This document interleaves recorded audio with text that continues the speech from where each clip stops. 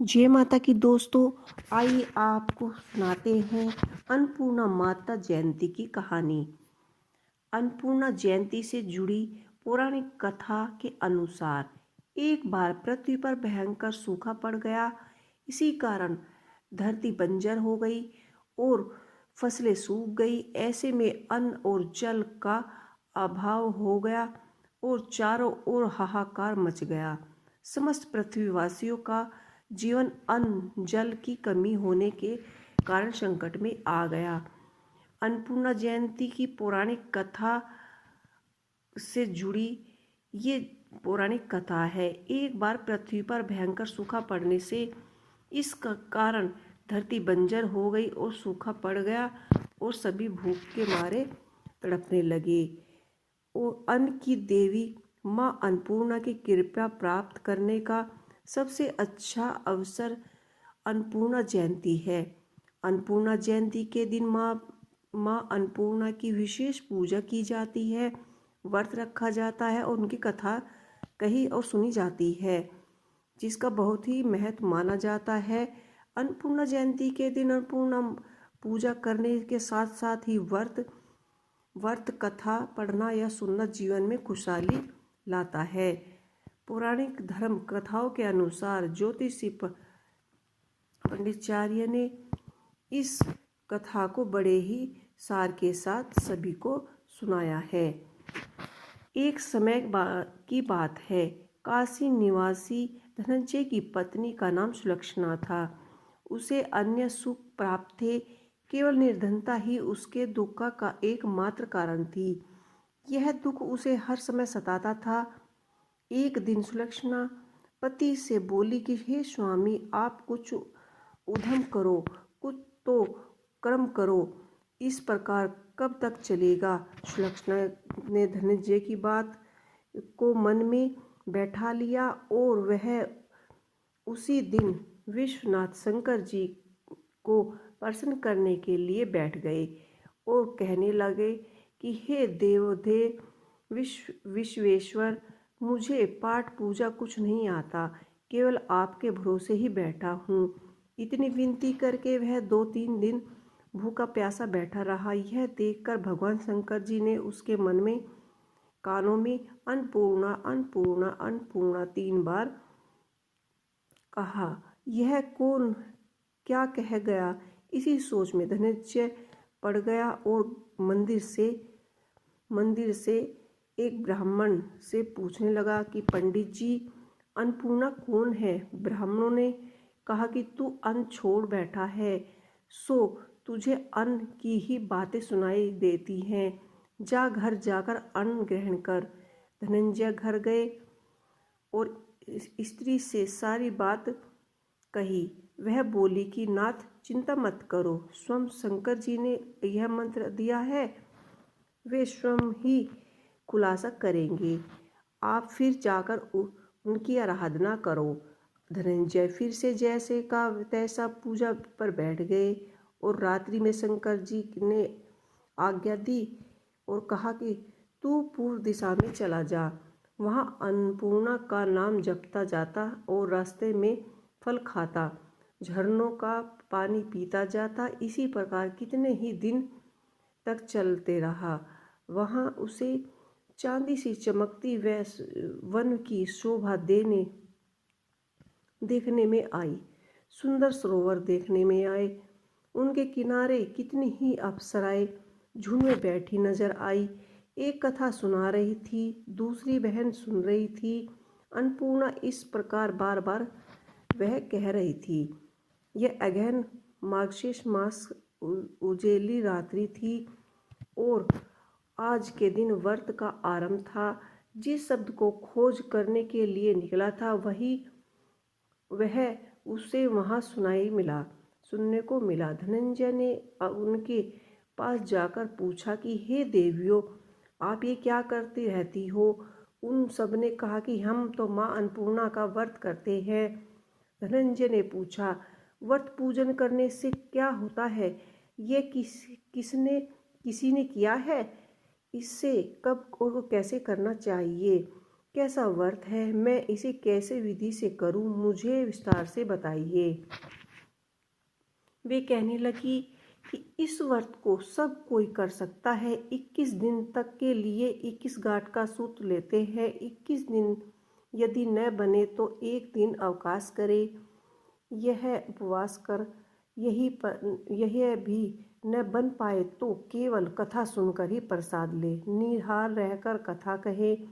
कथा सुनने वाला कोई न हो तो पीपल के पत्तों को रख, सुपारी या घातक कुमारी ग्वारपट्टा वृक्ष को सामने कर दीप को समक्ष करे और सूर्य, गाय, तुलसी या महादेव को बिना कथा सुनाए मुख में अन्न का दाना ना डाले।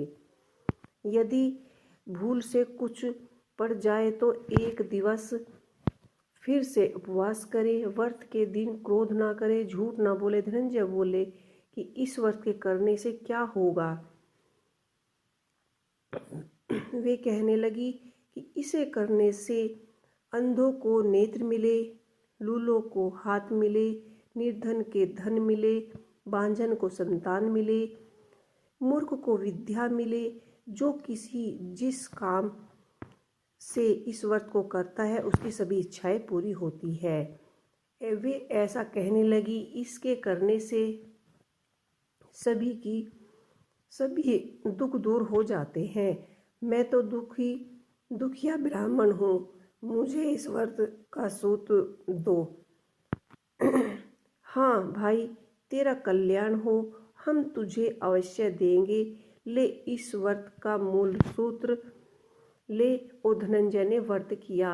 व्रत पूरा हुआ तभी सरोवर में से 21 खंड की स्वर्ण, सीढ़ी, हीरा, मोती जड़ी हुई प्रकट हुई। धनंजय जैन पूर्णा कहते जाते। इसी प्रकार कितनी ही सीढ़ियां उतर गए तो क्या देखते हैं कि करोड़ों सूर्य के समान प्रकाशितमान अन्नपूर्णा का मंदिर है। उसके सामने स्वर्ण सिंहासन पर माता अन्नपूर्णा विराजमान है। सामने भिक्षु हेतु शंकर भगवान जी खड़े हैं। देवज्ञान्या चवर डुलाए रहती है और कितने ही हथियार बांधे खड़े हैं। धनंजय दौड़कर जगदम्बा के चरणों में गिर गए। देवी उनके मन का कलेश जान गई। धनंजय कहने लगे कि हे माता, आप तो अंतर्यामिनी हो, आपको अपनी दशा क्या बताऊं। माता बोली, मेरे व्रत किया है, जा संसार में तेरा सत्कार होगा। माता ने धनंजय की जिह्वा पर बीज मंत्र लिख दिया। अब तो आपके रोम रोम में विद्या प्रकट हो गई। इतने में ही क्या देखते हैं कि वह काशी विश्वनाथ जी के मंदिर में जा पहुंचा। माँ का वरदान ले धनंजय घर आए और सुलक्षणा से सब बात कही। माता जी की कृपा से उसके घर में संपत्ति उमड़ने लगी। छोटा सा घर बहुत गिना जाने लगा। जैसे शहर में छते में मक्खियाँ जम जाती है, उसी प्रकार उसके सगे संबंधी आकर उसकी बढ़ाइयाँ करने लगे। कहने लगे, इतना धन कहाँ से लेकर आए हो, बड़ा ही सुंदर है। सुंदर संतान नहीं तो इस कमाई का क्या फायदा। सुलक्षणा ने संतान नहीं है इसलिए तुम दूसरा विवाह कर लो। अनुचित होते हुए भी धनंजय को दूसरा विवाह करना पड़ा और सती सुलक्षणा को सोत का दुख उठाना पड़ा। इसी प्रकार बीते दिनों को फिर से अगहन मास आया। नए बंधन से बंधे पति से सुलक्षणा ने कहा कि हम व्रत के प्रभाव से सुखी हुए हैं, इसी कारण यह व्रत छोड़ना नहीं चाहिए। यह माता जी का प्रताप है जो हम इतने संपन्न और सुखी है। सुलक्षणा की बात सुनकर धनंजय ने उसके यहाँ आकर बैठ गए और व्रत किया। नई बहू को इस व्रत की खबर नहीं थी। वह धनंजय के आने की राह देख रही थी। दिन बीतते गए और व्रत पूर्ण होने में 3 दिवस बाकी रह गए कि नई बहू को खबर पड़ी। उसके मन में ईर्ष्या और ज्वाला दहक रही थी। सुलक्षणा के घर पहुंची और उसने वहां भगदड़ मचा दी।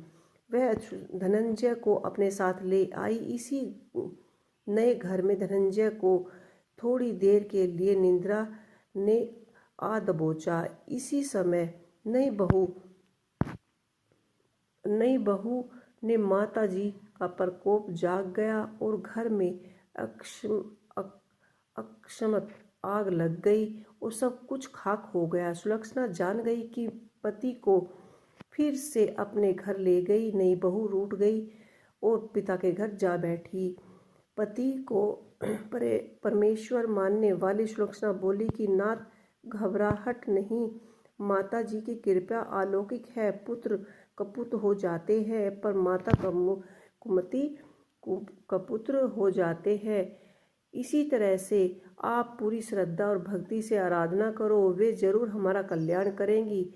धनंजय ने फिर से माता के पीछे पड़ गए और फिर से वही सरोवर सीढ़ी प्रकट हुई और उसमें माँ अन्नपूर्णा कहकर वह उतर गए और वहाँ जा माता जी के चरणों में रुदन करने लगे। माता जी प्रसन्न हो बोली कि यह मेरा स्वर्ण की मूर्ति ले, उसकी पूजा करना, तू फिर से सुखी हो जाएगा। जा, तुझे मेरा आशीर्वाद है। तेरी स्त्री सुलक्षणा श्रद्धा से मेरा व्रत करती है, उसको मैंने पुत्र दिया। धनंजय की आंखें खुली तो वह खुद को काशी विश्वनाथ जी के मंदिर में खड़ा पाया। वहां से फिर उसी प्रकार घर को अपने इधर उधर सुलक्षणा के देखा और उसे कुछ महीने चढ़े और उसने पुत्र को जन्म दिया। गांव में आश्चर्य की लहर दौड़ गई। इसी प्रकार उसी गांव में निसंतान सेठ के पुत्र होने पर उसने इस माता अन्नपूर्णा का मंदिर बनवाया।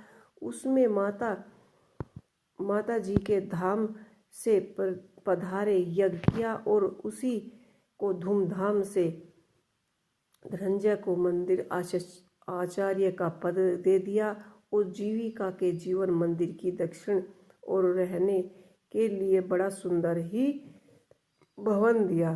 धनंजय स्त्री पुत्र सहित वहां रहने लगे। माता जी की चढ़ावे से भरपूर आनंदित होने लगे। उधर नई बहू के पिता के घर डाका पड़ गया, सब कुछ लूट गया और वे भिखारी होकर भूखे पेट फिरने लगे। सुलक्षणा ने यह सुना तो उन्हें वहां बुलावा भेजा, अलग घर में रख लिया और अन्न वस्त्र का प्रबंध कर दिया।